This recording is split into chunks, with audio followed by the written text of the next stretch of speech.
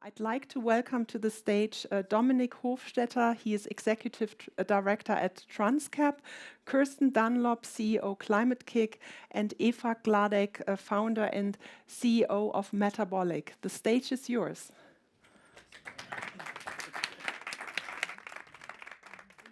Good morning. Is this on? Yeah? Okay, wonderful. I leave it up to you whether or not you want to stay here. Might be weird, but if you don't, you know, while you're talking. While I'm talking. Yeah, should we do it in sequence? Maybe we'll do that. Hi, everyone. We're going to go sit back down. Okay. Good morning, everybody. Thank you for being here. We'll do a little huddle over here. Welcome, and congratulations. You're the 12 people out of roughly 180 who have signed up for this session. 200. Okay, so we possibly have broken 2 records. We definitely have broken the record for highest sign-ups and lowest attendance rate. It's the same mathematical formula. Unless there are millions of people around the world watching the live stream, right? That's always a possibility. Yeah, apparently it was party night at the WEF last night. I don't know whether that. Show of hands, who got up before 5 a.m. this morning? Real troopers. You're bringing back some of the hope in our ability to tackle climate change, which has been tested over the past few months. But so let's get started. So thanks for coming. Welcome again to this session on systemic investing capital orchestration. We'll do a theory practice double punch. I'll tell you a little bit about the theory. So we'll get the technical bits out of the way at the beginning, and then we'll go into practice and what it means to do this kind of work in the real world. Because we're a smallish audience so far, we'll do the Q&A quite in an interactive way. I know half the people in the room, and I know what you're working on, so we might call on you to weigh in so that it's not a kind of a bidirectional affair only. So I'll do a bit on the theory, and I give a short example, and then Eva comes on and talks about Metabolic's work in North Carolina, and then Kirsten will come and join us for the fireside chat and to moderate the Q&A. We good? Yeah? Let's go. Okay. That's us. Okay, quick context setting. So we're doing this work in sort of the concept of climate action and sustainability more generally, and it is all steeped in this recognition that the transformation of real economy systems is what the challenge is really about, and increasingly that question of how to do that becomes a question of strategic capital allocation. So how do we need to deploy capital in the broadest possible sense to allow the transformation of energy systems, food systems, built environments, industrial supply chains, transportation systems, etc. I'm doing this as part of what's called the Transformation Capital Initiative, which actually had started out as an initiative within Climate Kick. At the time in Climate Kick, we're trying to figure out how do we deploy innovation for systems change? How do we do systems innovation? And in the wake of that, a bunch of questions arose around the role of financial capital in enabling that. And that question was handed to me as a strategy project by Kirsten, but it very quickly turned out that, or became clear that in fact, there's not a lot of good answers to the question. So we said we needed to incubate our own sort of innovation initiative to really understand what's there at this intersection of systems change and finance. And that's what the TransCap initiative exists to bottom out by doing conceptual work, by prototyping, and by doing the sort of relational aspect of field building, or network weaving as it's called. Shameless plug, we run an annual convening called the Systemic Investing Summit, taking place this year in Rio in April. So if any of this stuff here strikes you as interesting, reach out and consider joining us there. So, all right, here's the theory, okay? So I need you to be sort of switched on for this, and only for 2 minutes, okay? I promise. This is the most technical bit. But I gotta start with the logical argument for systemic investing. Otherwise, capital orchestration won't make sense. So the starting point for all of this is sort of this recognition that environmental and social issues are complex systemic challenges which call for a particular quality of change, not incremental change, but structural change, deep change, irreversible change, or what scientists call transformation. That kind of change is most often the result of the combined effects of a great many things happening in the system. New technologies and business models, changes in social norms and values, changes in policy and regulation, etc., all strategically aligned toward the same goal. The interventions that trigger these shifts tend to have their own specific financing requirements. Some are investable with market rate investment capital. Some require concessional capital. Some require philanthropy. Some require the government to change tax incentives and subsidies. Some require de-risking through insurance or advanced market commitments. Which means that if we want to fund or invest or finance systems change, we actually need to solve a matchmaking problem, matching the right kind of capital to the right kind of intervention at the right moment in time. So that's the essence of systemic investing, which is, in essence, just a capital deployment approach. It's the evolution of more established impact finance approaches like impact investing, blended finance, etc. And the work that we do on it is always in the context of sustainability challenges. One way to make sense of this is that if you take systems thinking and systems innovation and mission-oriented policy and all these sort of financial approaches, impact investing, blended finance, development finance, etc., and you put it all in a meat grinder and you turn the crank, you get this thing, this sausage called systemic investing, right? So it's basically the result of a blending of different approaches and concepts that are at the forefront of us understanding how to do systems work. If you want to learn more about this, we've published more on this than anyone would ever read. These are good starting points here on the why, the what, and the how. But the thing to hold for this conversation is that there are basically three strategic imperatives that's at the heart of systemic investing. The first is that capital needs to flow strategically. So in service of a transformational intent based on a theory of change and informed by systemic intelligence. The second is that it needs to flow in integrated fashion. So across the capital spectrum into those, what we call multi-lever portfolios, strategic portfolios that act upon the technology lever, the policy lever, the social norms lever, etc. Often through multi-stakeholder coalitions. And that's the thing we're going to come back to, particularly for orchestration. And then it's really important that capital flows in a highly contextualized manner because each system is somewhat unique. So in agriculture, for instance, the agricultural system of Spain is very different from the one in the Netherlands or in Switzerland. And they all have different transformation pathways.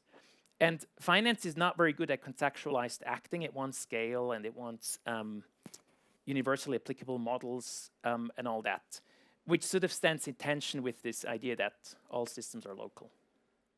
And then increasingly, what we're coming to understand is that you actually need to work across system scales. So again, agriculture, a field or a farm is sort of lives on the micro level, but the decisions made by the farmers depend on stuff that exists at the meso level, like supply chains and the behavior of buyers and consumer preferences. And then at the macro level, policies, subsidy schemes that the federal government sets, food trends, etc. And all of these things matter, so you need to find a way of integrating across these scales. We'll stay with food and ag. So here's just to make this a little bit more tangible. Here's a bunch of stuff that needs to happen, a long list of things that needs to happen to transform agricultural systems from extractive practice to regenerative practice. And again, different interventions with different financing needs. And to make this even more tangible, here's what we call a transitions map from our work on regenerative agriculture in the American Midwest. This is sort of a blend between a theory of change and a causal loop diagram. And it shows us what the leverage points for moving that system from an extractive, unsustainable present to a regenerative future would look like, through the lens of capital and financial levers. And so what we figured out is that this transformation of this system doesn't depend so much on new technologies, which would lead you to conclude that you have to have sort of more venture funds, but it's actually a lot about de-risking in the supply chain. It's about infrastructure finance. It's about market making. It's about changing consumer preferences, all of which require money of different kinds. And that's sort of represented here. And this is also what people sort of sometimes say, working across the capital stack or working along the capital spectrum. The idea is that different types of financial levers have different DNAs. They operate in different logics, and you need them all in an integrated, contextualized, and strategic way. Okay, which brings us back to this. And some of you may have spotted before the box in the left-hand corner there. Because if the essence of systemic investing boils down to strategically coordinating or orchestrating these different financial levers, the question becomes, who does that, right? Who is responsible for that sort of strategic orchestration? Whose role is it to do it? And the answer is not really anybody's at the moment, because that sort of actor type doesn't exist. So over the past 12 months, we've worked with 25 partners from our community to bottom out, what does capital orchestration look like conceptually, and what would entities whose primary role is to orchestrate capital, how would they need to be designed? So we call these entities financial backbones. And we've published a white paper on this, which goes into the details on the why, the what, the how, the who, and a summary of which has appeared in the Stanford Social Innovation Review. It's basically an executive summary, so start there if you don't want to read the full thing. The essence of it is that financial backbones dwell at the intersections of two things, two fields, where there's a gap at the moment. On the one hand, on the left-hand side, there's systems orchestration, and on the right-hand side, there's capital deployment. So let me unpack this a little bit. We have long understood that systems work requires somebody to play some sort of orchestration role. There's a great body of literature and a lot of practice examples of backbone organizations, backbone organizing. That's a thing, has been a thing for 10, 15 years. Backbone organizations are great at convening, coordinating, translating between actors, and advocating with government. They typically don't do any finance or investment work for a long list of reasons, including skills, including compliance and regulatory burdens, but also including kind of because of a lack of understanding of the role of financial capital in driving transformation. Financial institutions, on the other hand, are great at mobilizing capital, structuring capital, deploying it, managing it, but what they typically don't do is the wider convening, translation, and advocacy work. So in between those two worlds sits a gap. We call this gap the capital orchestration gap, and we believe we need to see the emergence of a new kind of financial actor, financial backbones, to close the gap. The activities that the financial backbones will perform, somewhat obviously, are sort of a blend between generic backbone organizing and capital coordination. Here's a sort of a list of what that could entail. But what it will entail or should entail specifically really depends on the context, the system you're in, the gaps that exist. And that's oftentimes something that needs to be worked out first through analytical work, through strategy work, through coalition building work. So I'll give you a flavor of what that could look like before we hand it over to Eva to go into even more depth. So going back to regenerative agriculture in the Midwest, this was the blueprint that we used as a starting point to convene 20 organizations with interest and activity around regenerative agriculture in the American Midwest, which is one of the world's breadbaskets. Those organizations included family offices, foundations, farmer representatives, NGOs, innovation initiatives, and also a relatively large corporation. And we took those 20 organizations through a pretty rigorous design process to figure out what is needed and where could a financial backbone add additionality, where could it be really useful. And what we landed on is a model that initially will have 4 pillars. The first is a systemic intelligence platform. So this is where the strategic intelligence will come from in terms of where capital is needed, where it can make a difference, the gaps that exist. It will entail mapping existing capital flows, identifying leverage points where the deployment of capital could be catalytic to the mission. But that sort of intelligence platform doesn't exist yet. The second pillar is a matchmaking platform, which is a function that we as a sort of community have more experience in. Those things sort of exist, but it is a critical sort of gap in this particular system. Might not be in others.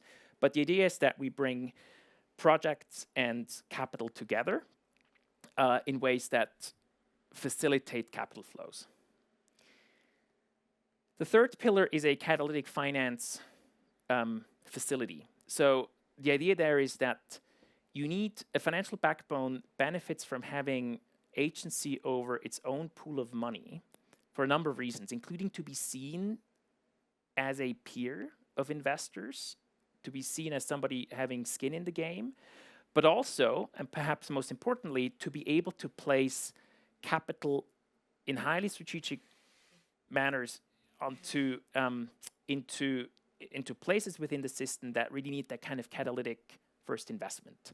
So there's a lot of sort of signaling and norm setting that can happen if the backbone has agency over its own pool of money. Doesn't mean that the core team running the backbone needs to manage the money, because again, that's usually regulated activity.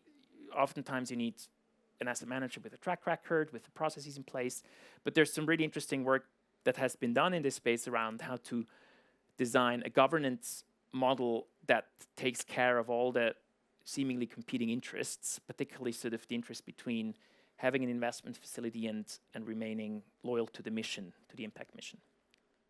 And then finally, there's a role to be played for field building, for storytelling, for case studies, for investor education. And the thing to highlight there is that the educational need, the technical assistance need, oftentimes doesn't just exist on the project developer side, which is where a lot of technical assistance money goes to, because there's sort of this belief that projects aren't investable yet, and you need to sort of restructure them, repackage them to make them investable. We actually believe there's a lot of technical assistance to be also provided to capital deployers, because they don't necessarily understand the risk profiles of investments that well. There are misconceptions there. And so the need is on both sides. So this is the model in a nutshell. And we have a relatively large event next week in Minneapolis with an even bigger community or representation of the community for this, that will hopefully sort of initiate the implementation phase of this work, which is a pretty heavy lift. The grant application for this spans 5 years and about $17 million in budget, just to give you a sense of what it would take to pull something like this off. So you can't do this on a shoestring. But we believe that if we can implement it, it could be a really interesting reference case for not just other agricultural contexts, but other system types around the world more broadly. So with that being said, I'm going to invite Eva Gladek to the stage, who will tell us about Metabolic's work in North Carolina and perhaps other contexts, where they're doing a version of this work in the trenches. Yes, thank you, Dominic, and thanks for this. All right. Hi, everyone. Seems like a few more people have shown up since you started. So, indeed, I am going to talk about how Metabolic, my organization, has transformed in the last couple of years, really, to focus on becoming a capital orchestrator of the type that Dominic is describing, but we're doing this in a very trial and error, very kind of practical process. And we also are doing it out of necessity because as an impact-focused organization, having tried working to drive systems change in many different ways over the last decade and a half, this is where we've come to, that actually this is the fundamental unlock that's needed to really start to drive large-scale systems shifts. So, sorry, my slides are not here. Is that because it was not reloaded? Okay. Well then, I'm going to talk about it in theory without any pictures, I guess. Unless someone can also reload this. Do you want to take a look at that? Okay, so so first I'll talk about Metabolic briefly and the whole kind of reason why we ended up in this space. So I set up Metabolic 14 years ago in Amsterdam after having run a sustainability consultancy for several years. And I was doing, I had followed this pathway of, wanting to drive systems change toward an economy within planetary boundaries, but progressively facing different limits. And with consulting, I was getting really frustrated by the fact that we were providing all of this great advice, but then watching it not get implemented. And so I set up Metabolic to be a systems change agency where we would analyze systems, identify the places of leverage where we could take action, and then actually commit to taking that action. So in our first year, we went really hardcore on implementation. We did a lot of project development.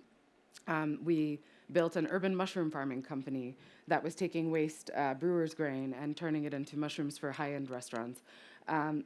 We actually built the first circular economy living lab in the city of Amsterdam. So we got access to a polluted plot of land, eco-retrofitted 17 old houseboats, put them on the ground, and we did this with a number of amazing partners, and also used that to demonstrate how circular material flows could work like in urban contexts.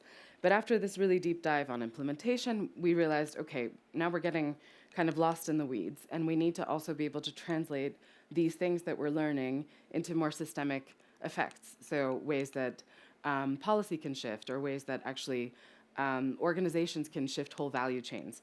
So over time, as we started to act on different areas of leverage, Metabolic became a group, and we developed a significant consulting practice that was mostly focused on corporate nature impacts on the built environment and city transformations, so working both in places and value chains. Started to codify that into software, working on policy through our research institute, and then building a venture builder to actually fill gaps where we were finding this. But the issue was that we were working in very uncoordinated ways because we were responding to who was able to pay us, either the European government or companies who was able to pay us for this work. So we maybe were working on adjacent problems that were part of one larger problem space, but we would be doing a project for Pepsi on food system value chains and a European policy project that were not speaking to each other or not solving things that were coherent. And as a result, the kind of vision behind this wasn't really gelling. And in combination with a number of market shifts that have happened and lots of things that have gone on, in the last couple of years, we came to the conclusion that we wanted to reorient most of our activities toward this one way of working, becoming a guest capital orchestrator in specific places. So I'm wondering if this is now. Okay, no worries. That's fine. Well, it's a pity. Okay, so the whole idea behind that was to actually say, okay, where do all of these issues come together in a single place? Because if you are looking at a downscaled whole economy in a particular region, then you're able to start actually taking action on these different nodes and flows and barriers in one specific region of action. And for a variety of reasons, we decided to focus on, we've been very interested in this topic of bioregional transitions and bioregions as an appropriate scale. So we have a long history of working in cities in our advisory practice. We've worked with around 200 cities over the last 14 years and helping them develop various types of circular economy strategies, et cetera. But we really wanted to go beyond that urban scale to say, okay, well, we need to consider the hinterlands as well.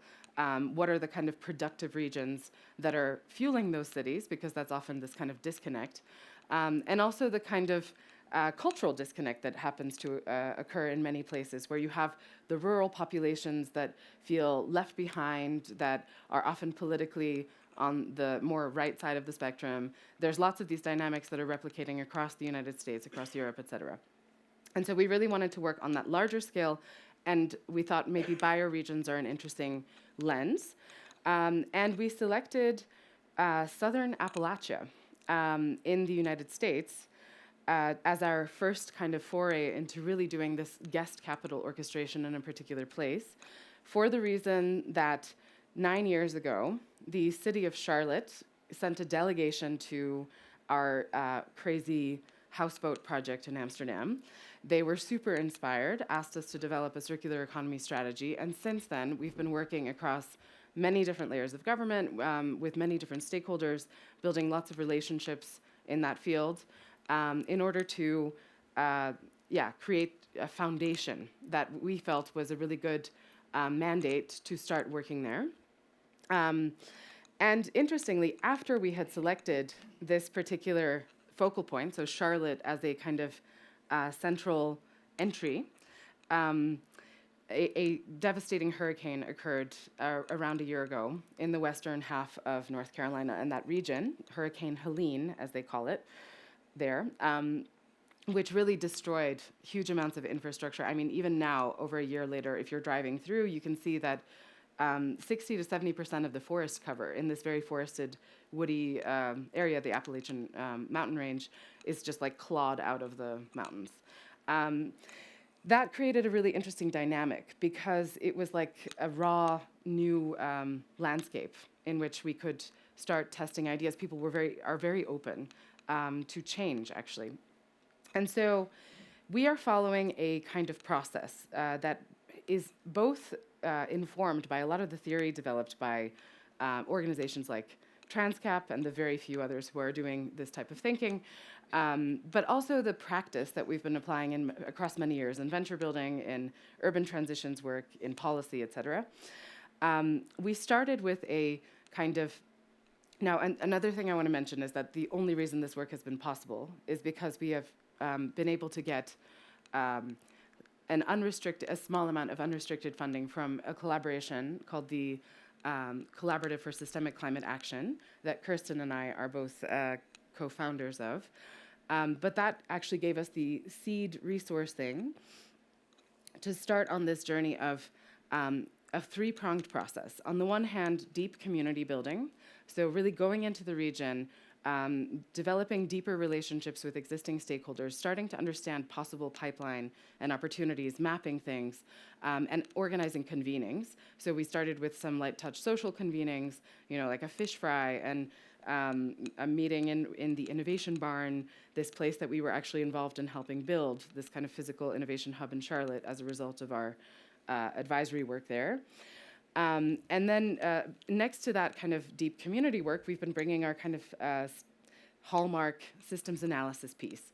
So not quite like what Dominic showed, there are different causal loop element pieces to it, but really looking at the material and capital flows in the region across the 60 plus counties that we have selected as a starting point to connect to the broader Appalachian bioregion. We have actually created hundreds of different layers of maps looking at where water quality issues are occurring, where people are not accessing healthcare, where there are housing pressures, et cetera. So really looking across social and environmental dimensions to understand what the pressure points are. And if you start to overlay these, try to see what are possible opportunities that can act as multi-solves. So where a critical investment or resourcing can actually start to unlock solutions on both the social side and the environmental progress that we want to see. So over the last, we reached a very important milestone just a couple of days ago. We launched a community-facing website for the initiative under the name the Resilient Futures Collab. Now, this is a kind of placeholder title as we further work into the region. We're currently working with around 200 stakeholders, but there will be more that are brought in, and the governance process is also evolving as we are bringing in more parties into the space.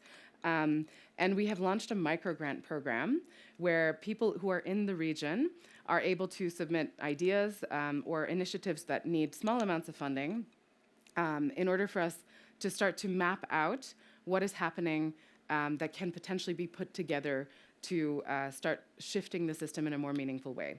Now, the launch of this has been underpinned by a series of workshops that we did last quarter, where we worked with the members of the community from across government and business to really local NGOs to shape what we were calling transition pathways, identifying how the system is currently performing, the things that are keeping it in place that need to be potentially unlocked and removed, and where they would like to collectively move toward. And that has surfaced certain priorities. And we have also identified anchor initiatives, so potential really large-scale interesting projects that are already active in the region that could use additional resourcing. But we've talked to those initiatives and said, what would actually make a really big difference that you can't handle and that you don't want to handle because it's out of scope for you, but that if there were other businesses or other organizations doing that, would really help you accelerate and move faster. So for example, there's something called the Industrial Commons in this region, which is a project that has already gotten tens of millions of dollars of capital, and they are trying to build an end-to-end textiles value chain across North Carolina. Now, in 1970, the United States produced 98% of all of its textiles. Now that is around 3%. This region was the top textiles production region in the country because it was a center for cotton production. And there's a challenging history with that, but because of plantations and slave owners and that all of that. But in any case, a lot of the knowledge and infrastructure is still present in the region. They have been setting up worker-owned cooperatives across different parts of the value chain. They've been really putting together interesting technologies, so they have the capability to take post-consumer textiles and turn them into new fiber. But the other thing is that they're missing certain parts of that value chain. Hemp is a perfect material to blend into the post-consumer recycled waste because it has longer staple fibers.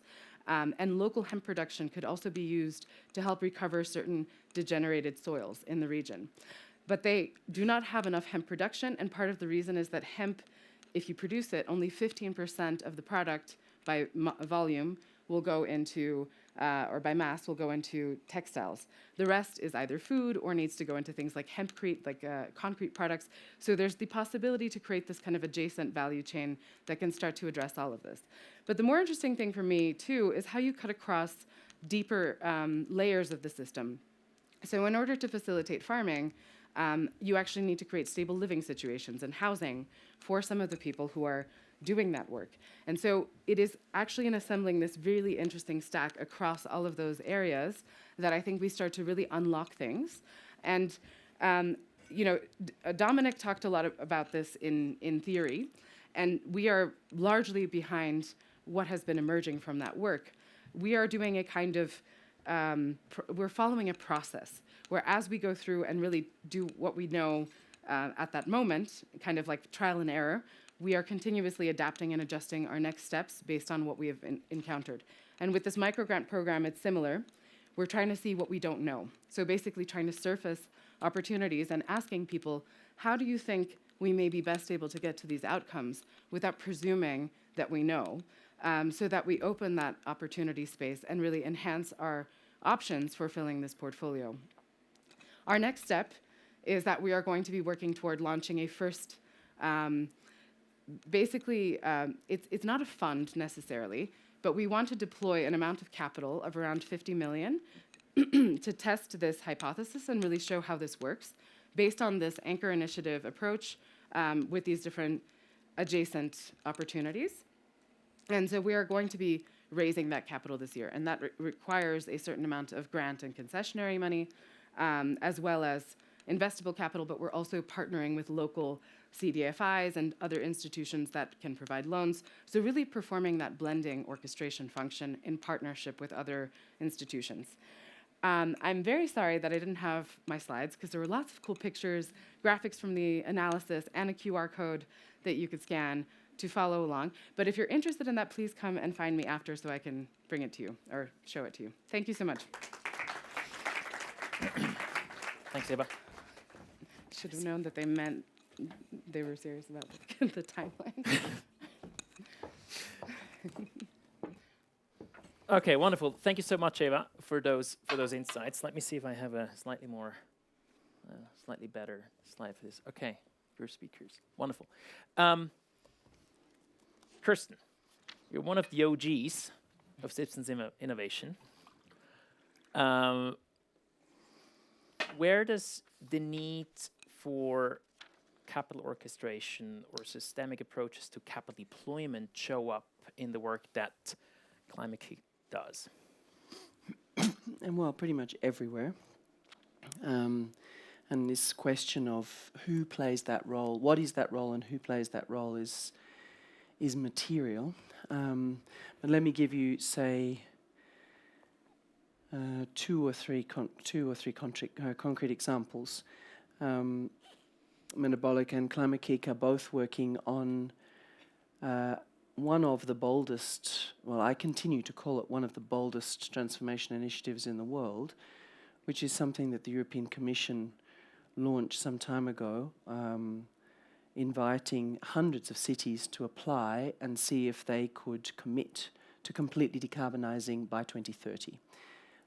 Actually, in the end, over 350 cities applied and were eligible, but the Commission didn't have enough money to put them through. So in the end, they put through 100 and then added 12 on the edges of Europe. So there's 112, 100 in Europe and 12 on the edges of Europe.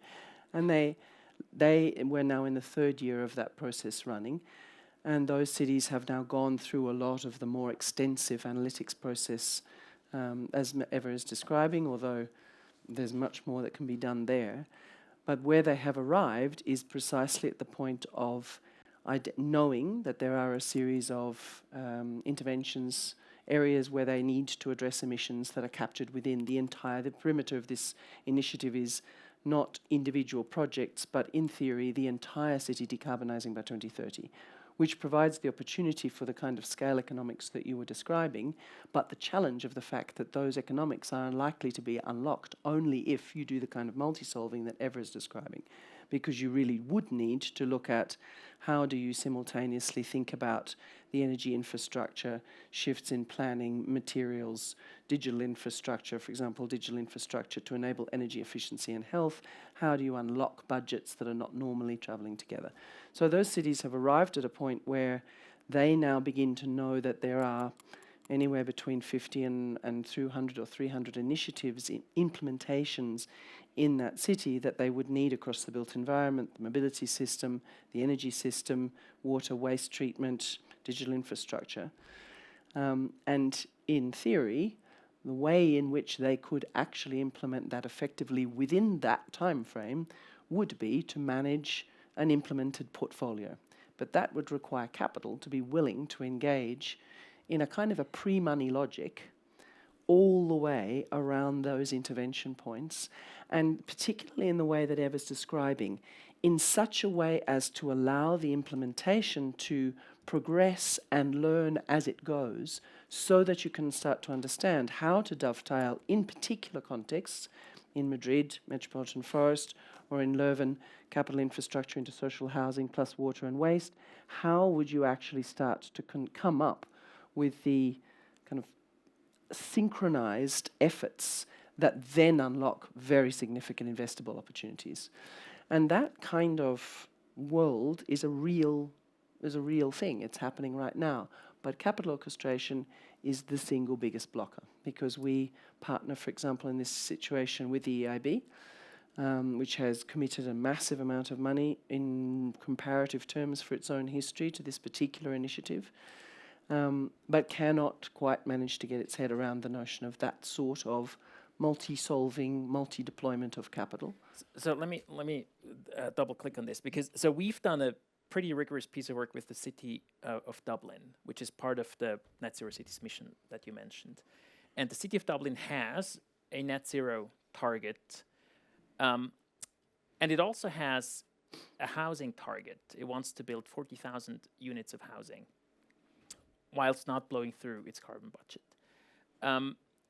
And I would argue that this is a challenge faced by probably any Pretty much every city. in Europe, right? Now, what we've noticed is that beyond the intent, there's nothing. There's no strategy, there are no resources, there are no collaboration models. There's extremely little to build on, which I would argue is probably also true of most public sector actors with an ambitious climate strategy. And what you're saying about this sort of pre-investment work that needs to happen is 100% congruent with what we've seen in Dublin, but also in Munich, where we were involved in a similar project. And so, Can I make it? let me just finish my thought. What we're also observing is that a lot of finance support infrastructure that exists is ready to engage at the level of structuring a particular project or a particular deal. And almost nothing exists in that pre-structuring stage. And you've been saying this for years. So why is it so hard to get across this idea that there's this sort of middle, there's a new missing middle, the capital between sort of the high level intent setting and strategizing and the point where you can actually structure deals? Why is it so hard to get that infrastructure designed and resourced? I guess resources, we sort of know what the design would look like, but to find the people understanding this issue and saying, we're going to resource it. There are lots of answers to that.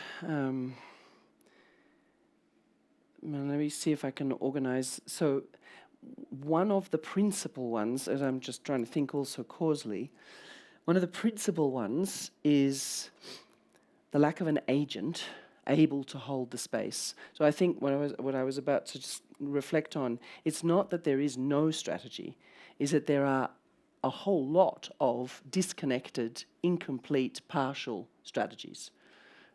So it's not a complete vacuum, it's actually worse. It's full, it's a kind of a picture full of everybody's got their sense of how this should be solved, but only in a tiny, tiny piece of a vast landscape, which is actually part of the problem. But if when I sit down and talk to the EIB and explain this is what we really need, they say, right, fantastic, this is what our advisory team does. And you talk to their advisory team, and their advisory team says, okay, but we don't really, no, we need to have projects. We can't have, otherwise, what are we investing in? It has to be concrete, it has to be bankable, it has to therefore fit all of these criteria, we have to be able to see the return. So what's the thing that we would invest in that does this pre-money portfolio, multi-intervention, multi-simultaneous, multi-solving type of thing? And secondly, what is return in that logic?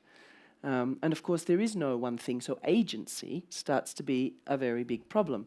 And then you say, okay, well, so let's talk about setting up an SPV. So we'll set up a special purpose vehicle that can be the proxy for the city, as cities like Bristol or Leuven are starting to do, or have done, or starting to do already. But then that becomes, and it flips over to the other side of your work, your picture, that then becomes a financial orchestration thing, which doesn't actually deal with what the city needs, which is a continuously negotiated space of arrangements between what the real economy and its real complexities need and how finance and different financial levers might be deployed.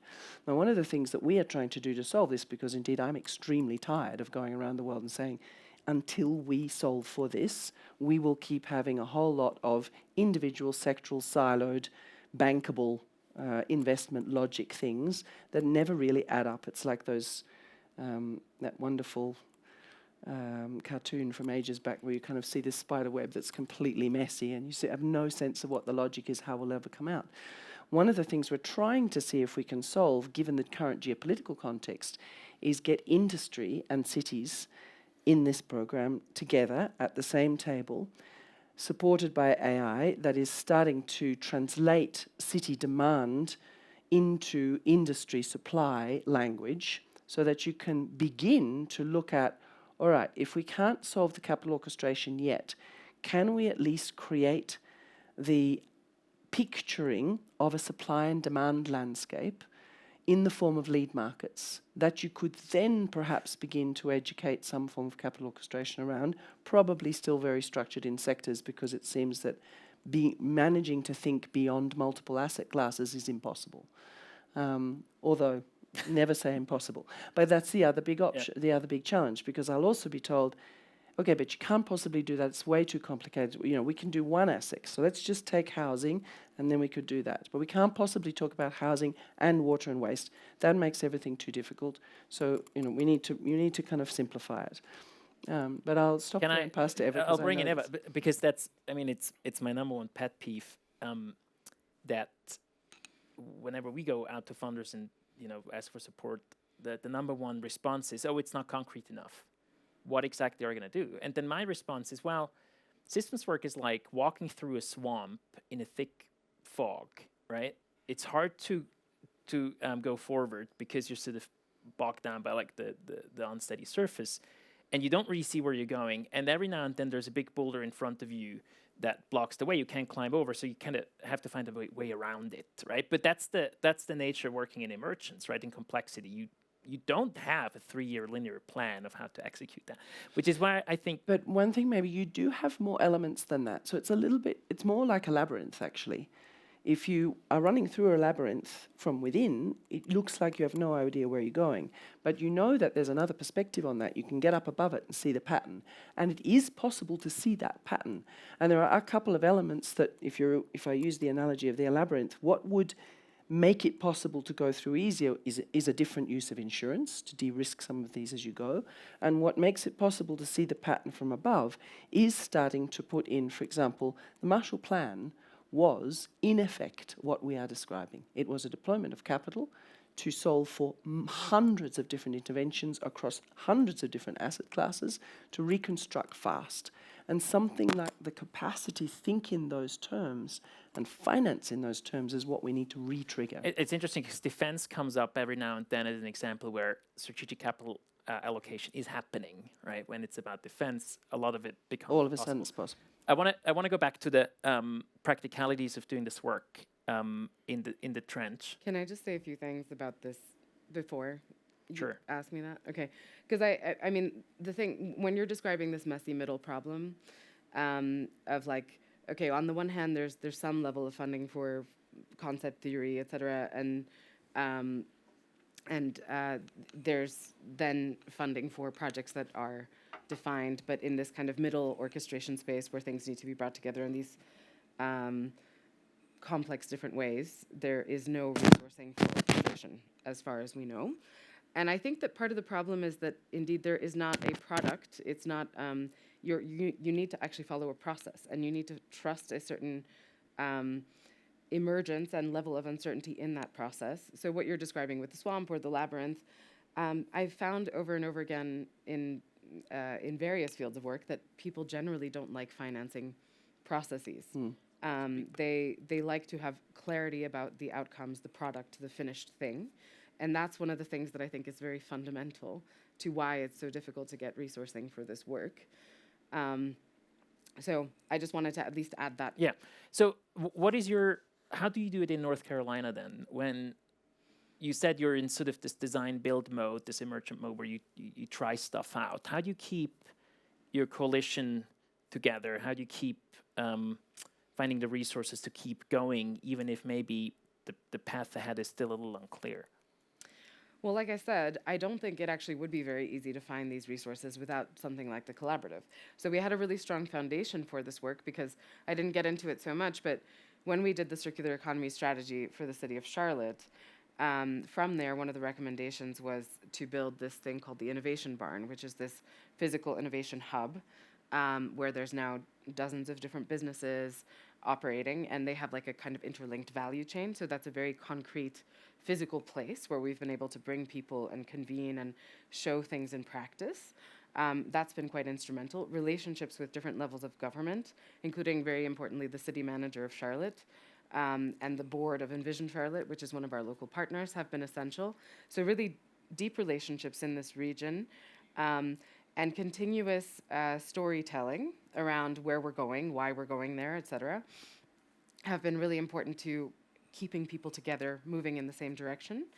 But I have to say that even for people who are really close to the work, they find the complexity overwhelming sometimes. They don't necessarily understand the need for going to a process and want to continuously flatten it into, like, okay, so now when is the moment where we say, like, we're only investing in sustainable or affordable housing? Or, like, everyone's always looking to simplify, and it's continuously a lot of hard mental work for people.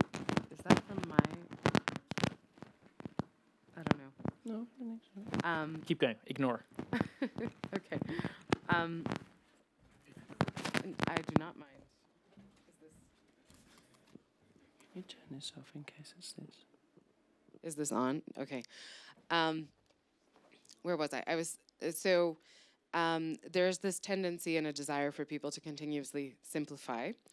And I think continuously moving to concrete, painting pictures of pathways, of concrete examples of what it could look like is quite critical.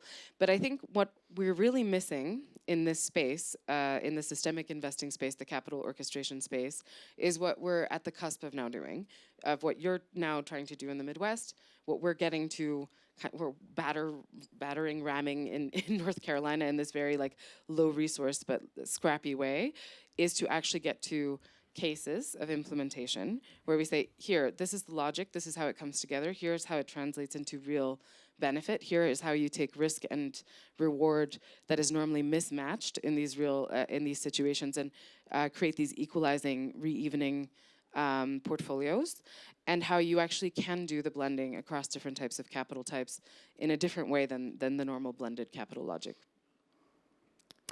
I want to build on where have I actually seen this happen, because one of the reasons why I continue to work to try and create and structure a space in all of the different ways we're doing this is because I have actually witnessed something work, and it's the reason why I came back to agency.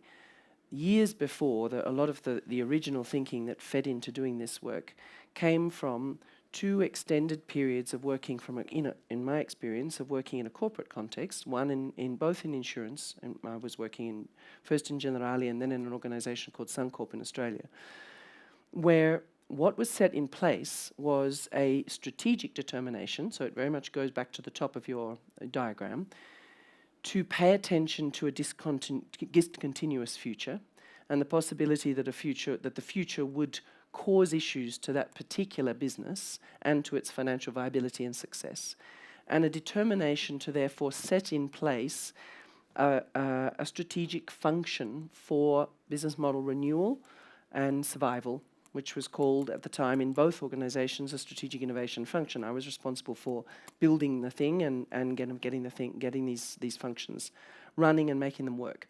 What they became, and particularly in Suncorp, over an extended period of time, was a strategic capital deployment in options. And we used the language of options very deliberately because the entire thing was structured, was kind of pinned and run and hung from the apex point of this is an organization seeking to maximize its purpose in the world and maximize its kind of performance, its success in the world. Its biggest issue is not going to be financial markets, forex, and so on. It's going to be that it fails to understand that the world will change the structures of need that it meets, and it will just become irrelevant, as we have seen so many often times.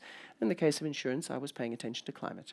Climate, AI, the emerging forms of distributed ledger, and so on, the things that are so structural to the future of the insurance industry, as indeed we actually see now play out. And that what happened there was two organizations in this case, that set themselves up with a capability, both capital and competence, because these were structures that fed leaders into these literally they were departments of the organization. And in Suncorp we ran secondment models, so we pulled in people for a year at a time from all across the business, risk, legal, claims settlement, tax, the whole works. And those people became part of creating and understanding what kind of investments in alternatives to our business model, alternative ways of understanding technology, policy, fiscal innovation, new ways of thinking about capital, do we need to understand in order to work out what we would actually commit the core capital of the organization into and a business model pivot? Now, that actually worked. And in fact, when you look at those organizations are streets ahead of understanding what is happening in the collapse of insurability and so on. But the learning from that was it was a deliberate decision to put the whole system together, to understand you're going to need to have a form of systemic intelligence that is not just about what's changing in the world, but is about the relationship between you and what's changing in the world, because that's what matters. And you're going to need to have a way of thinking about deploying capital that you can take to the board. And the way in which that unlocked was to take a value at risk perspective, to say our net present value, annual revenue of this business is X. Do we want to self-insure by assuming there's nothing we need to worry about and we'll be fine? Or do we take a percentage of this present revenue and invest it as a capital deployment in learning how to become different, ahead of competitors, ahead of the curve, ahead of the change? And that logic unlocked the board's willingness to take what in the end was a tiny percentage of what would be at risk if you didn't change. So one of the logics that I think is still untapped, and I'm still continuing to try and work at the edges of, is how do you translate something like that into a city or into a region where you have value at risk, but it's a multi-party, multi-owned problem, as opposed to a single party owned problem. I'll respond with a provocation, and then whatever you can chime in then. I've always found that model extremely compelling. My own observation is that it might be beyond, it's so sophisticated, it might be beyond mainstream ability. And the anecdote I can deliver to that is the work, again, that we've done in Dublin, where we've done 9 months of really rigorous, collaborative, analytical and strategic work. And then we're granted a grand total of 30 minutes with the chief executive, the bulk of which was meant to be conversation. So we had 5 minutes to present the outcome of a 9 months process that was trying to make sense of an extremely complex problem. And one of my conclusions from this, admittedly anecdotal experience, was that the models we need are beyond. They're too sophisticated. They're too complex. They're not. You can't make them land in practice because people don't have the attention span. They don't listen the right way. They don't, have the resources. Maybe just before you answer, the one difference that I would argue that was made, because I have a difference between those two organizations, is the embodied experience. So the secondment model made all the difference because those people did that work themselves. So it wasn't you go and present to some faceless thing that says, well, sorry, I've got 30 minutes, exactly what have you got to tell me? They had been on that journey. And that, I think, is the key. Well, that experience is a pretty common thing if you've ever done high-level advisory work. You do months and months of work, also very complex, and then the person you're presenting to, the CEO of a corporation, is like, I need a stoplight, red, yellow, or green. Okay. And you're like, that's not necessarily the answer. But I think that also gets at one of the issues is that, and it harkens back to what I was saying, that people are uncomfortable with open-ended processes, with complexity. There aren't that many people who are able to continuously manage and hold that level of, I think the cognitive load of it is pretty high. And I think that in order to make it land in reality, we do need to find translation pathways that, someone takes care of that part, but then there are different ways that it translates into clear action signals so that people can spend some time in a setting understanding why all of that background information is important and necessary, the logic behind these types of processes, buy into it in principle, but then you shield them from that continuous complexity load. I also wanted to say something before when you were talking about when you had seen this type of thing work. Actually, I have a lot of, there are reasons why I so deeply feel that we are going to be able to unlock huge amounts of value through this type of orchestration work. I can see those opportunities like a field in front of me when we're working in this region. There are things that are just out of reach of each other, but if you just connect them up, they're going to magnify each other's value. And even basic things like we learned from, we've been partnering with this or starting a partnership with this organization called Mechanism that does like mapping of whole value chains and understanding what the gaps are. And they've identified that the food system in this region really requires co-investment in processing facilities. But the levels of trust in individuals are so low that they're not really suited to, they don't know how to come together to actually form these types of joint venture initiatives. And so even just like upskilling them in basic things like trust building will allow for these joint ventures to emerge more readily. And there are these processes that are they're willing actors, there are things in place that just need a little bit of coordinating and resourcing to put together to actually transform these whole value chains. But to the point of where I have seen this type of logic and this type of work happen in practice is actually in design processes, in complex design processes for urban areas, in architectural design processes. We used to run a circular product charrette for companies where they would take a product and then bring people from across their entire institution, from marketing, finance, et cetera, to work on the reconceptualization of that product. And that was really effective. And it's where you actually see this type of logic landing in practice. And your example from the insurance company made me think of that. There is a thing that so I'm personally also sitting here feeling very uncomfortable about one thing, which is the implicit judgment on a whole bunch of random people who don't get complex systems change or complex systems finance. And that also is a large part of the problem. This kind of sitting in judgment on, but if you could just see this is how it works, it should work like this. Because I think there's a real sort of sense of so much of the problem here, or so much of the issues we're dealing with is about experience, perspective, embodied understanding, proximity, being able to see things. And very often there's a kind of a quick response of, okay, but it's just so clear. If you could do that, then we'd be all fine. And of course, it's never just so clear. And in fact, when I think about, if I go back to sitting in not 30 minutes, but long board discussions going through how you're going to pivot the entire model of the insurance industry, in the end, the decisions are not taken because of the quality analysis. They're taken because of the quality of the relationship and the confidence in the person around that table and the kind of very, very kind of human way of making sense of things. But I think one of the things that is kind of troubling at me is people have a very good understanding of complex systems responses and the way in which we need to think in terms of multi-solves. But they have it in their body. And a large part of, I think, the job to be done is to try and get more individuals involved in an experiential way of working on this, and to unlock the idea that this is really about building capability. There isn't like a simple silver bullet solve just because it's a complex systems, capital orchestration, or it's a systemic investing solve. There is a capability to be built through the experience of being in the problem and starting to work on the problem from within. And that it's one of our collective blind spots to work out how do we get past not just the theory of it's this, but the sitting in judgment on people not understanding it and actually try and build the capability into it. Very quickly. Okay, two really quick things. It's not necessary, I hear you and I also have that discomfort, but maybe it's not about judging people's capabilities. It's more also, does everyone have the time or the ability to do this? And it's about kind of splitting that up.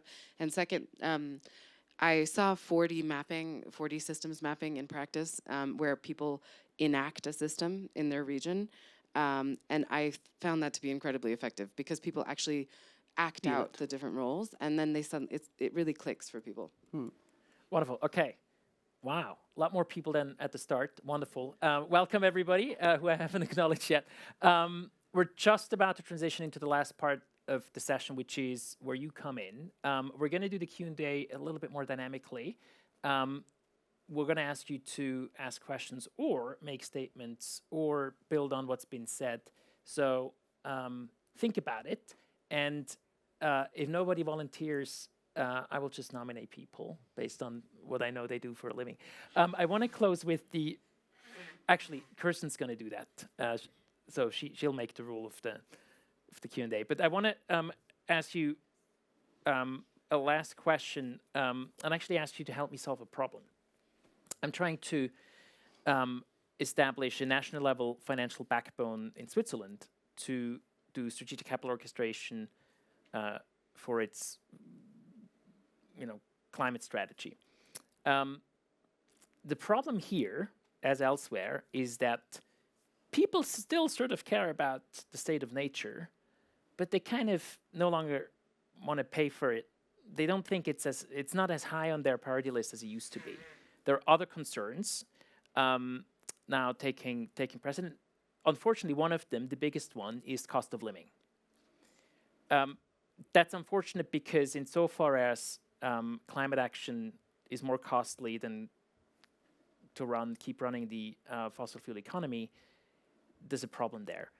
So the problem I'm trying to solve is to find kind of an argument for why capital orchestration is a possible pathway to keeping us somewhat on track, or preventing us from going even further off track in context of this issue that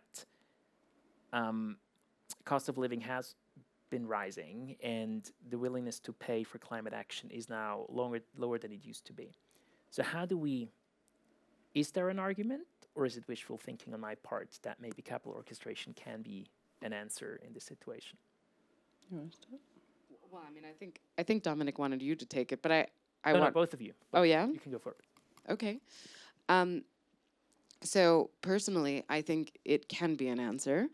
I actually, on the slides that I never showed, I had a reference to this program that we ran here actually over the course of a couple of years called the Missing Trillions, which showed the kind of fundamental problem that we're facing in the environmental space and financing initiatives that support nature, that support decarbonization. And the kind of basic image I had was this Venn diagram of, on the one hand, all the things that need to happen to restore nature, to improve health, etc. And on the other hand, the circle of things that are maximally profitable. And the overlap between them is very small. And there are lots of different forces that pull them apart. I believe that capital orchestration can be used to increase the overlap of those circles, which means that actually you are able to more effectively and cost-effectively deliver both outcomes for nature and for people, and in so doing, reduce cost of living long-term by doing this kind of risk and reward return, let's say, re-evening, and I am missing a word for kind of like the blending and of the kind of risk return piece. But in any case, I can talk a lot more about that, but that's the basic idea. So I have a lot of reasons to support that, but I don't know if maybe that comes up in conversation. I think again, this is going back to the same question of a little bit, as you were saying, you can see the pieces are just there and close enough how to bring them together. But if I think about, a context where cost of living is going up,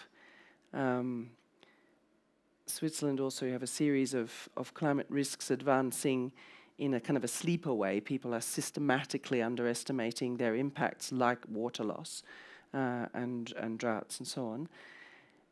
There are ways, if you look at the entire system, if you have economic instability, i.e. cost of living goes up to the point where you have social unrest, you really start to pull out the wiring of ability to have normal businesses or normal economic life functioning. So there's a stability function that starts to really become quite important, because that stability function, the length of stability, the passage of, the period through which you have enough stable economic conditions and people able to kind of do some form of business as usual work, is material.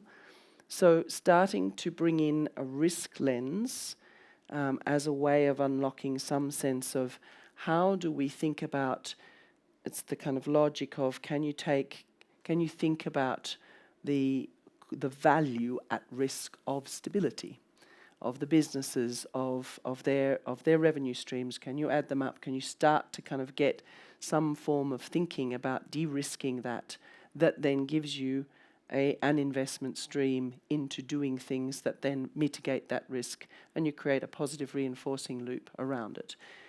That means you really need to be starting to work then with insurers and working with institutional capital and sovereign wealth, and thinking about what is the totally irrelevant amount in the scheme of the total capital available, that if you actually deployed it in more accelerated investment in sustainability transitions, more affordable energy and so on, you would de-risk what might be not well understood as a catastrophic risk, but is still there. And even if you don't think it's plausible, if it's possible, a percentage would help.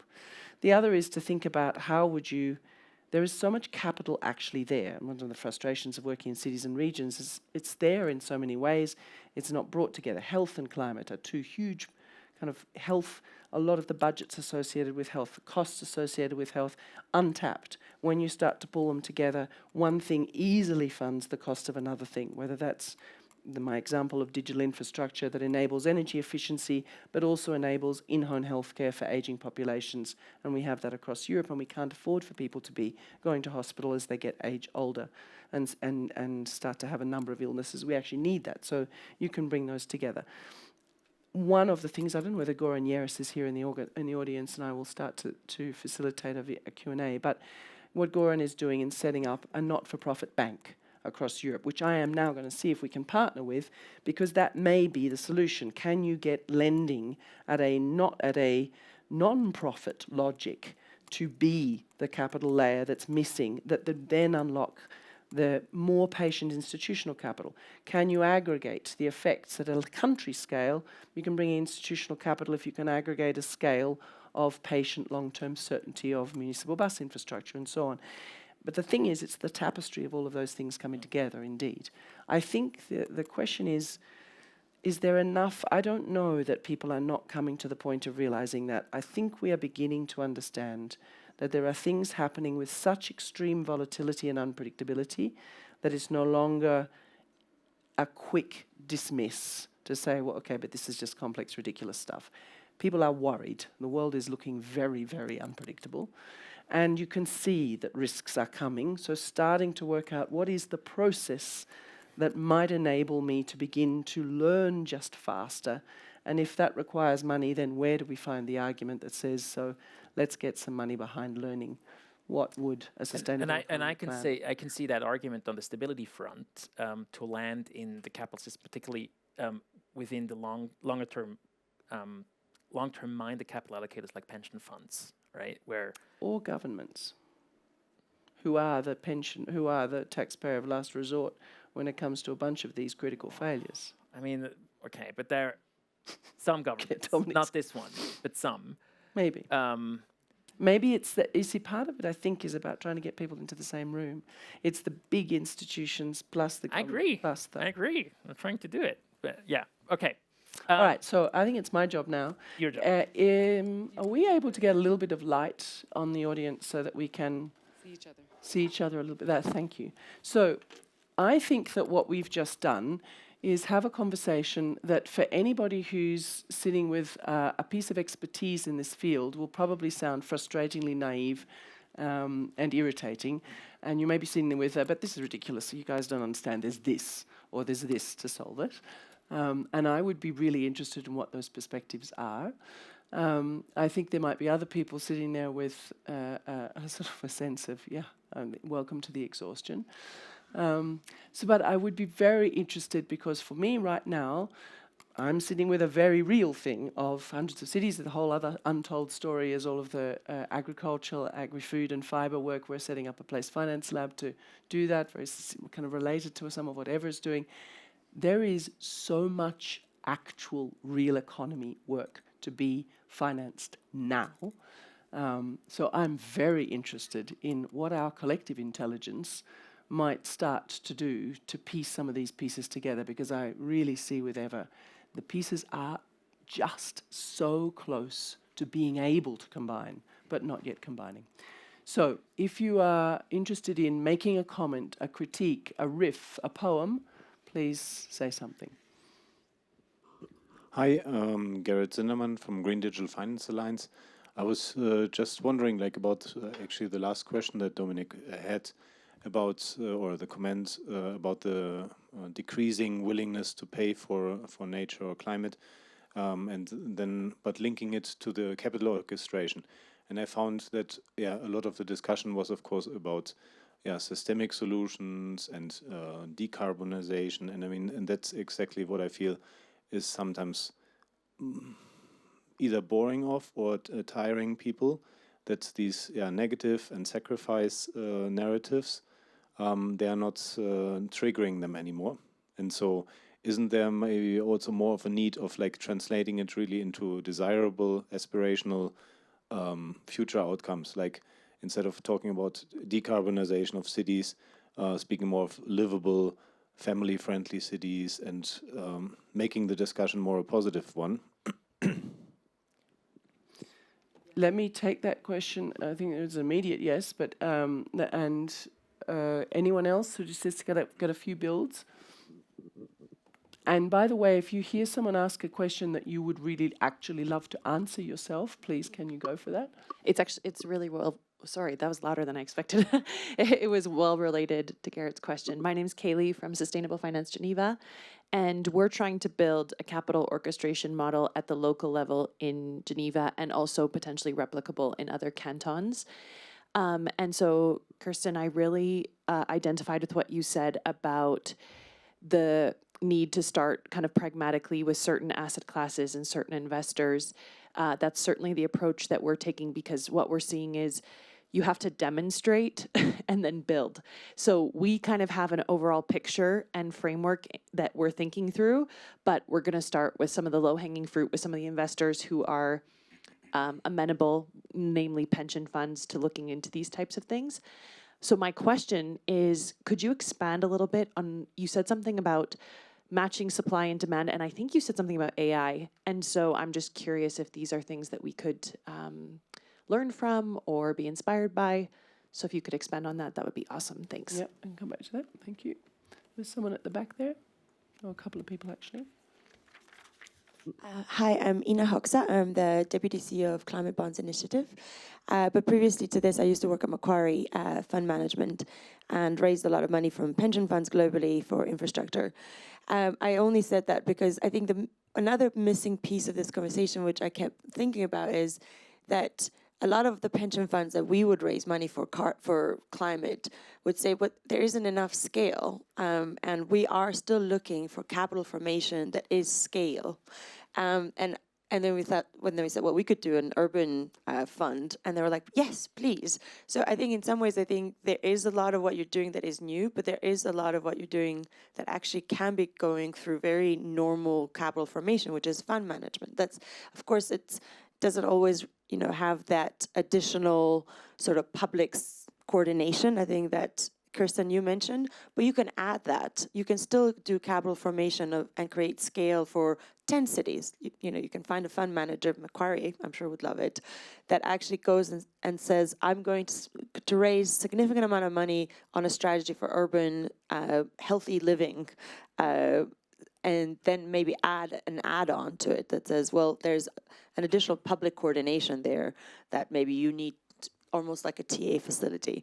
And I guess maybe my bigger point here is when we speak to pension funds, they're actually saying, we have actually made 5% capital allocations of our assets under management for climate. We just can't find enough pipeline or supply or enough funds or enough sort of, scalable platforms where we can actually deploy that money. So I think, to your point, I can see the pieces. They're like, there's all this, like, if you can have 10 cities that somehow, and convince a fund manager to have a fund and then go to that strategy with the pension fund, I think that would actually already utilize whatever the financial system already does, with maybe a little bit more help on the sort of some TA facility for public coordination. Thank you.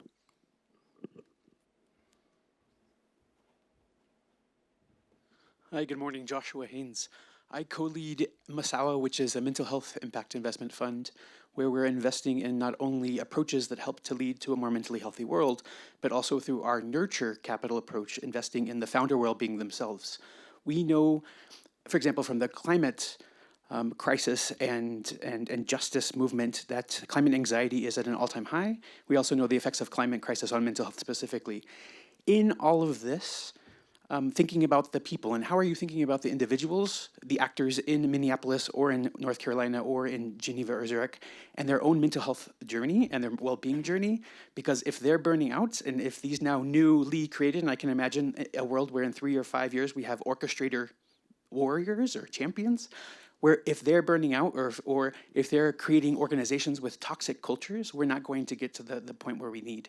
So how are you also thinking about that mental health element of these actors specifically in the orchestration of your various endeavors? Thank you. Thanks. Okay, let's reflect on some of those. Is there one more? Okay. Yeah. No. Oh, sorry. It's just a comment, but I also would love to hear you on that. Yesterday, we've been listening here to many people working and directly in the field of regenerative agriculture, and many of them told us, stop talking about big numbers and big capitals, because actually we need money, but we need some money, a little bit here and there. And we need also the other players in the system to be enabled together to make that money work for us with capabilities and with other things, and also some autonomy in doing that. And that's what is missing. And then when I see, by the way, Karima from Advantica, I'm also a system thinking trainer, and I love systems. I love to embrace complexity. I think that's great. But I also recognize that when you do system thinking, the magic is in simplifying those systems to the really big levers and understanding that uncertainty will always be there. And when I see all that you're doing, I find it fantastic. And at the same time, I ask myself, aren't we making it overloading and overwhelmingly complicated and forgetting to go to the more, like what they said yesterday? We just need a little bit of capital here and a little bit more dialogue and wish to help us through. So I would love to hear your comments on that. Okay, thank you. Do you want to start? Yeah, maybe I'll start with a couple of things kind of joined together, including a response to your last comment. I actually don't know how many people were here while I was presenting either, but what I was in talking about the pilot initiative that we're now, where we are guest orchestrators in Southern Appalachia and North Carolina, and the fact that we just launched this microgrant facility, it really goes to that exact point, that we're trying to also identify initiatives that don't necessarily need huge amounts of capital, but need some. And in translation to, sorry, I forgot your name, but you were talking about pension funds and how they often complain about the fact that there isn't pipeline. This is one of the most common things that you hear, is that organizations say there is capital, but there's no absorptive capacity, there's no pipeline. In fact, there are lots of projects. Some of them are just small or immature.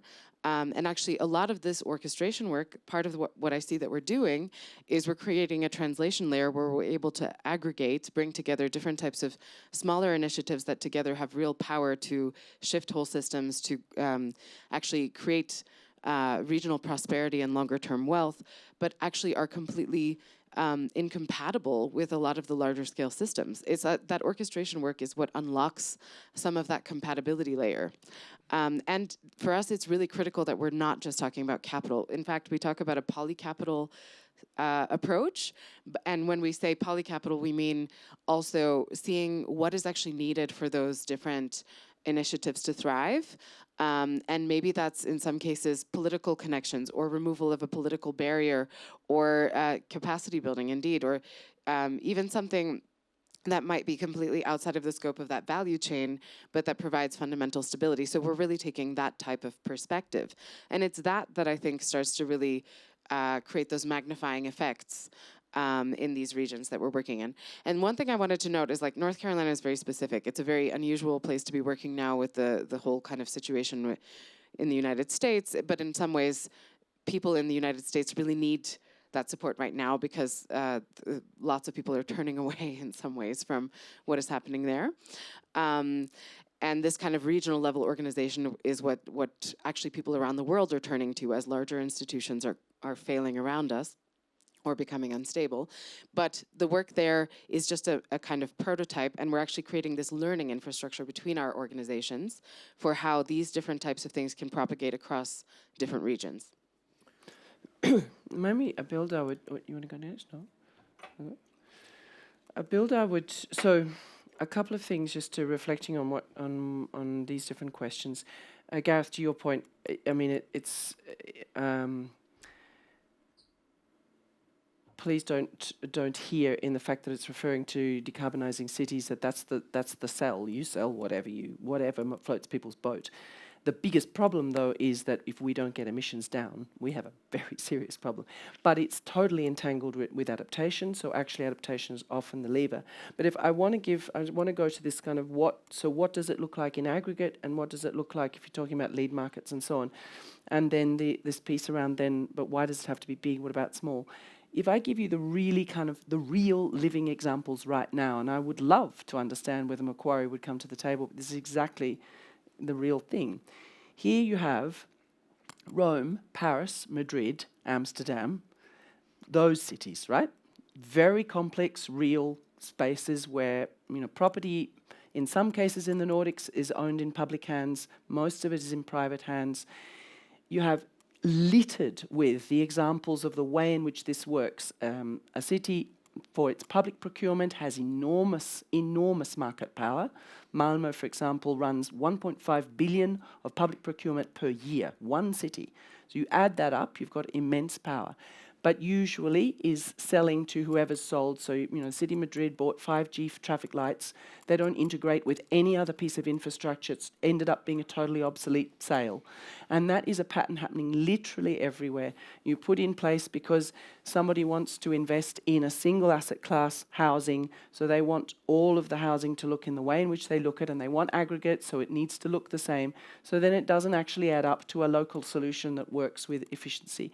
The biggest problem we have in climate is that almost all the solutions are multi-solves. The solution to our high hydrocarbons world is hyper-efficient, multi-solving, multivalent properties of materials, processes, circularity, and our entire financial architecture doesn't do that. So yes, aggregate is ideal. I've got 112 cities, and I'm running this lead market process to take all of the data from those cities and say, can we get 100 cities to procure from, for example, a Saint-Gobain or another, on materials that would allow retrofit in insulation cladding that would also actually be useful for digital infrastructure, so that we can get a graphene use, we can get a couple of multi-solves. As soon as you get there, as soon as you say yes, then all of a sudden you're into, okay, but there's no one entity that's going to buy, the returns are not high enough, the returns are not specific enough, who is going to de-risk this? You're in this world of, no, can't do. Can you give me the one investable thing? And that's the block. We actually need to do investment willing to say, I will invest in the city or the hundreds of cities procuring all of these things, but in a way that has at least two elements of cross-investment or cross-valency or cross-purposing, because that would actually get the efficiency and the returns. I know I'm sounding very complex, but the reality of this is... Yeah. Because the complication with the pension money or institutional capital is that one of the big blockers there is asset allocation. And this idea that they will need to know the risk-return profile ex ante of what they're going to invest in. Ideally, from a systems perspective, it would just be a carve-out with a dynamic asset allocation over time, right? So that maybe a bulk of it ends up in real estate or infrastructure, but maybe there's also some private equity and maybe there's some debt, some fixed income. So what you need is sort of pension funds that have the size to say, okay, we actually, we have 40 billion assets under management. We can do a carve-out of 100 million, that's easy, and we don't have to classify it ex ante. But that's a very different mindset, right? And then you add on top of that the need for track record per asset class in a multi-asset facility. In a multi-city perspective, in a multi-jurisdiction. Possibly multi-jurisdiction, possibly multi-currency. And that's when people's head explodes, because most people in finance, particularly in institutional capital, are asset class specialists. They do one asset class, and they do that well. And so that's one of those sort of structural points of tension that we need to overcome. However, I do think aggregate in cities, aggregate is a solution, because one of the discussions we are having in the infrastructure is, can you pull enough with, say, 80% of commonality on process, even implementation process? That would be enough. And as we see, as you start to get the market running out of money, we have, not enough fiscal room to cope with all of the crises, and we begin to really see the real economy come under strain. Looking to invest in something where there is, in an urban context, actually long, slow, patient conditions for implementation starts to get interesting. It's the technical unlock on what's receiving the money, what the return is, what the guarantees are, and how you solve for the different asset classes that we need to solve for. But if I then come to and so yes, the AI answer is we are using AI to do this translation work, to kind of get the numbers out on, so X cities, well, how many heat pumps does that mean? How many metric tons of green cement? How many surface area of green glass, and so on? Because that would start to form lead markets, and maybe that's just very loosely held as a cluster effect, but at least it starts to create some kind of investment lines. On land, however, I think it is a very, very mixed and interestingly different perspective. The Place Finance Lab that we're working on is about something much more similar to North Carolina, very, very proximate, much smaller scale investments from those who have kind of skin in the game into their own agri-food and fibre returns, in circular logics, in regeneration logics, so close to soil, close to regenerative practices, close to materials supplies and revenue outcomes. And that is a completely different structuring. But it also has a lot to do with the human factor of trying to keep people on the land and keep people with livelihoods connected to land. There's kind of a different sort of logic. I think we haven't answered the mental health question. It is absolutely at the core of much of what we're dealing with, is how are people able to hold this space from the sense of the immense opportunity that there is in beginning to even just the basic intuition around systemic investing has a core intuition at the essence of it, which is you start to get benefit from things that are correlated and mutually reinforce one another.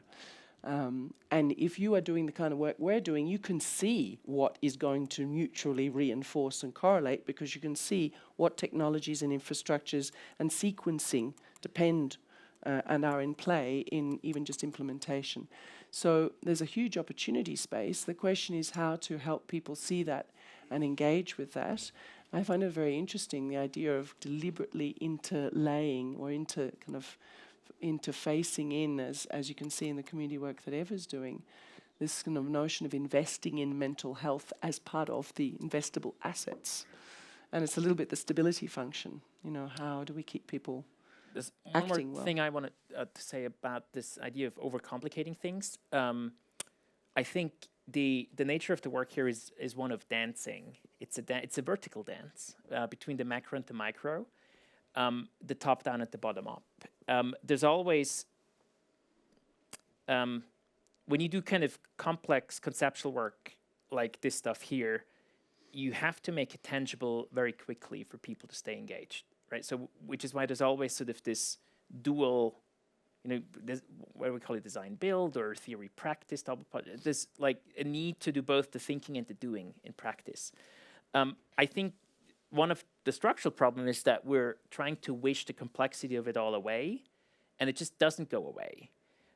And finance is extremely good at reductionist action, right? It's sort of it's highly specialized, it's highly structured, it's highly streamlined, it's very efficient, but it doesn't do well with complexity. And just because we wish it weren't so, the nature of the problem is not going to change. But I think the smart thing is to do this dance between the macro and the micro, and to get into practice very quickly, and not overthink things, And so the key skill becomes one of finding where is action possible, where can you actually make stuff happen. It might not be the place that has the highest impact, but it might just be the place that's ready to engage.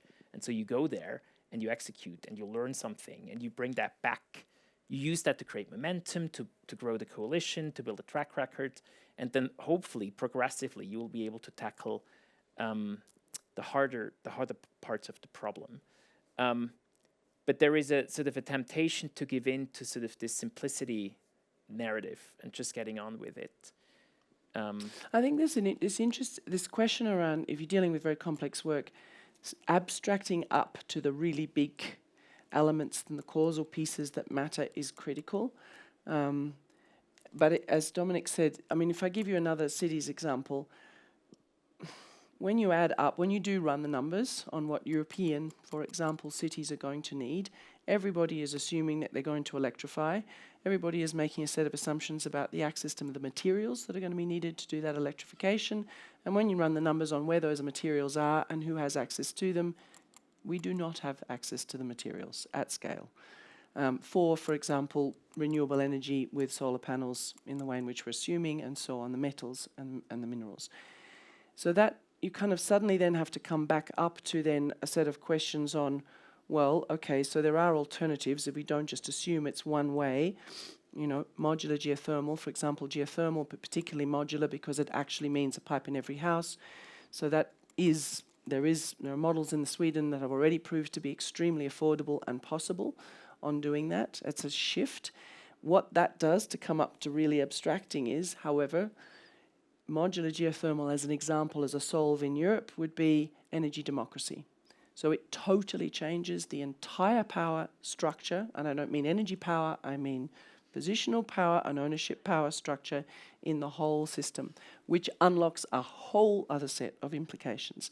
What it would mean in a European context, what I'm describing, and it's actually at the core of this work, is some form of almost managed commodity trading to say, in Europe, Poland will not be able to do solar, so it's going to have to be privileged to do something different, versus the Nordics, which can, versus that, and so on. You need to start thinking continentally about an entire spatial energy transition, and that's just one vector, energy mobility and so on.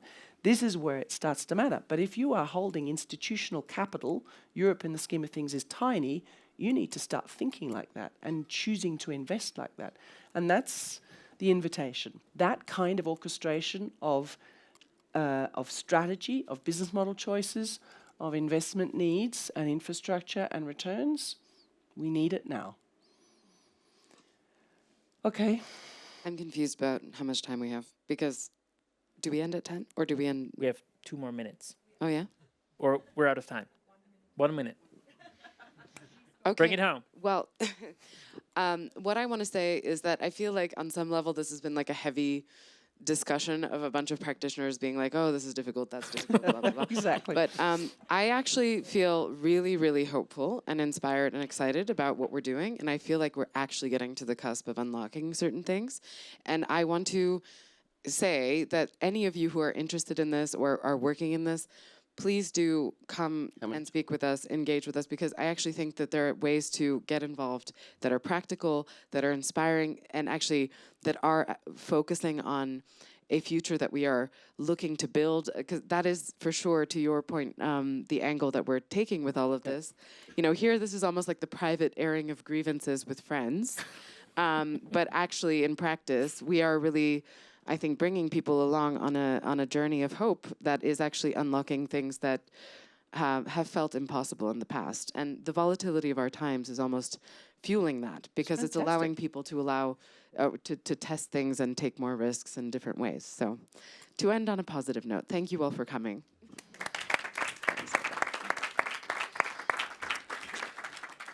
Wow, thank you so much for this very inspiring and thoughtful discussion. I can only say that I really learned a lot.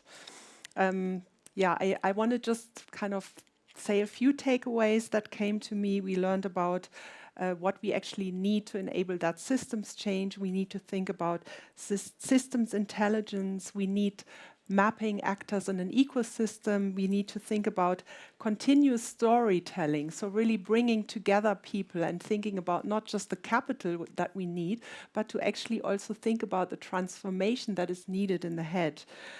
Trust building is very important. Thank you to Eva for taking us to Charlotte in North Carolina and learning more about what capital orchestration could actually look like, with a case study that we learned about on regenerative agriculture.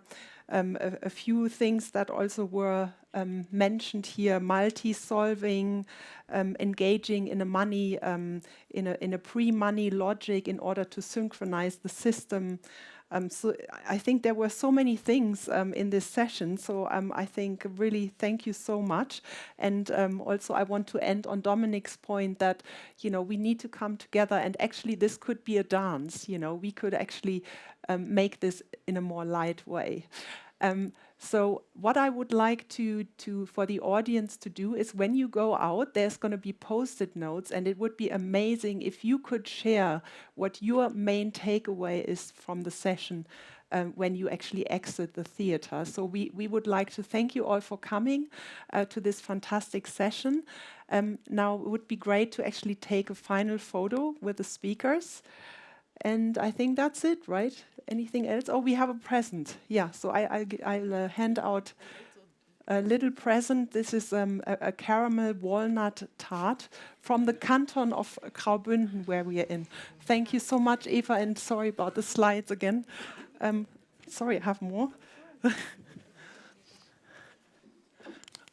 Thank you very much. Thank you, Kirsten. Thank you, Dominic. And thank you all. Yeah, please, let's take a